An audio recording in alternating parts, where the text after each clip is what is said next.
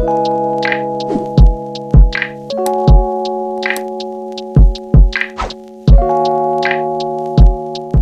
up, everybody, and welcome back to my channel. It is Kiera, and today I'm just going to quickly talk with you about my experience with reading and studying the Bible for 21 days in a row. So let's get right on into it, child. So first of all, let's get into the reason why I started doing this, because these past couple years have been rough and tough, and I have just been struggling so hard with trying to find my footing.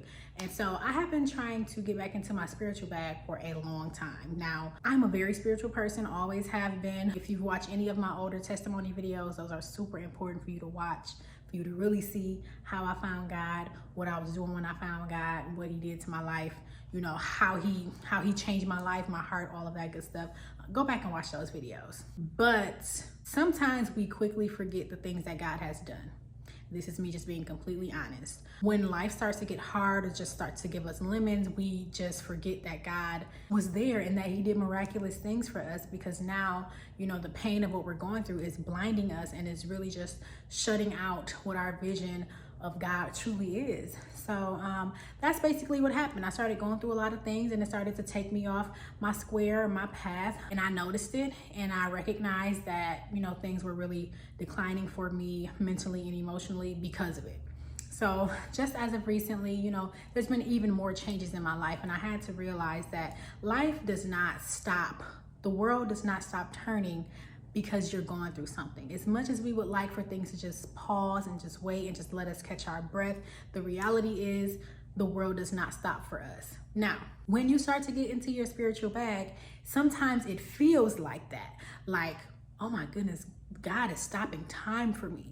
So this is why it's so important to feed your spiritual self, because if you do not, you will always feel like you can't catch up, you can't get your footing, you can't keep your balance. What I tried to do was lean on other people for support. And I'm just like trying to create groups of people to, you know, read the word with me and study the Bible with me and grow in Christ with me. And, you know, let's turn up our spirituality together. You know, I really need a community of people. I would start these groups, and like, you know, people would be there for a little bit and then eventually they would just fall off. And so I'm in the group talking and chatting with myself, and I'm like, you know, something is not right about this. And so I had to accept the fact that the journey that I am on is my journey, point blank, period.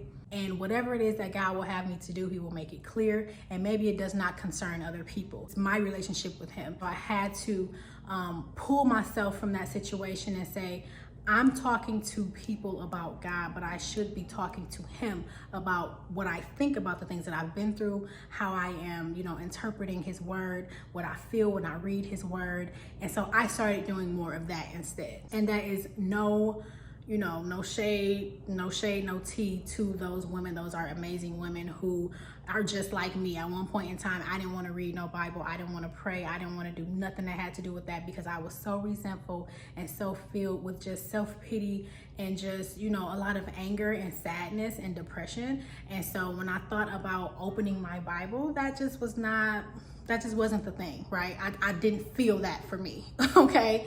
The enemy sometimes tries to make you feel like what you're doing is in vain, that is unimportant, that it will not change, that what you're going through means that you are alone in this and no one else believes like you do and no one else wants to hear it, and you just gotta find your own way, but you probably won't, because you've been looking for people to do it with and they're not there. So now I want you to feel like you failed so that you can leave that Bible alone.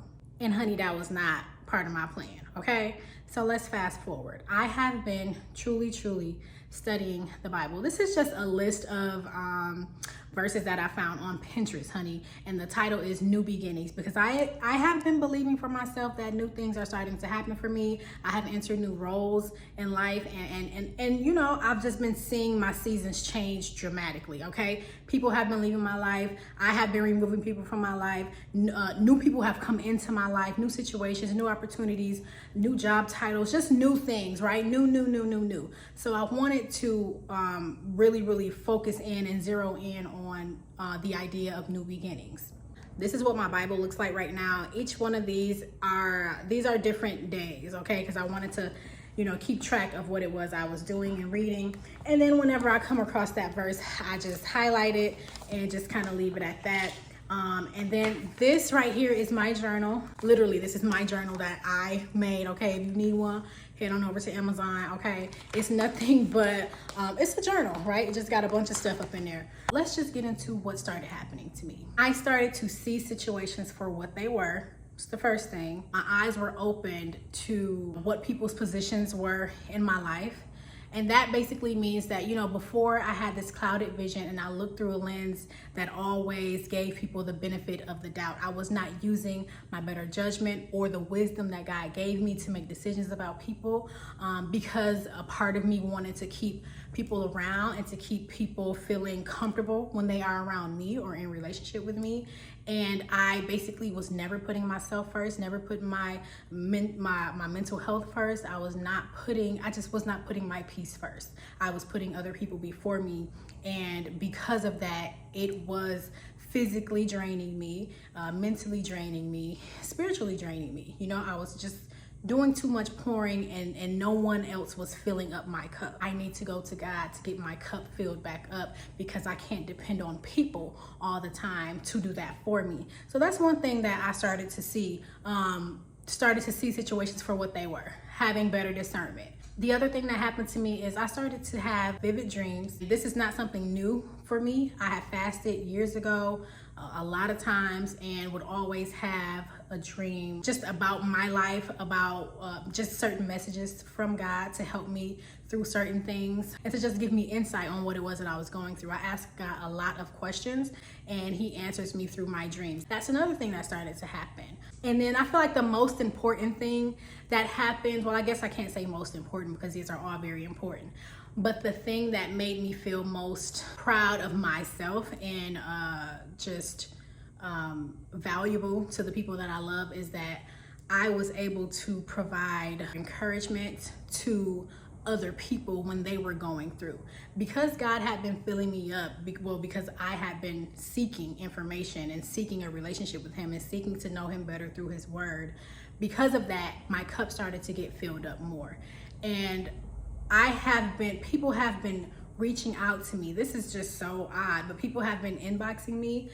Friends have been calling me about certain things. I have been receiving certain messages. People would start to ask me questions about how I can help them. What do I do? And, you know, just speaking life into whatever situation that they're going through at that moment, because I had been just so filled up with his word and I could recall verses very quickly because I had just been studying them. And I'm like, well, what you're talking about reminds me of such and such. And then I'll kind of explain to them what that means and how it can relate to their life. And so that made me feel very, very special because it's something about knowing that, you know, where you are right now is very important and it's very intentional, because when God sends people your way, it's because he knows that he can trust you to give them a word, because he's been sitting with you while you have been studying that word. And he knows that you have the information, the love, the word, the spiritual guidance to give them because you've been in it. Before, child, if this was a year ago, if this was 5 months ago, and somebody came to me and asked me for any advice or had any, you know, anything to tell me traumatic or sad or whatever, and just wanted like a listening ear, I would not have been able to do that because my cup was empty. And I was using every piece of my energy to just stay alive every day, to get up and go to work, to eat some food, to brush my hair, to brush my teeth, to wash my body. Like I was running on fumes, okay? I didn't have no word for nobody. I didn't even want to open no Bible, okay? So I think that has really, really shown me a lot of what I have been put here to do. And I'm grateful that has been exposed. And I'm grateful that I am back on my spiritual, you know, journey. Not that I threw it away, but I did kind of feel like, I just feel like there's no action happening. And so I don't know how to get back into it. So I'm just glad that this is something that is becoming a part of my life in a major way again. And I'm just excited. So I just wanted to share that with y'all. Thank y'all for watching, and make sure that you like, comment, and subscribe.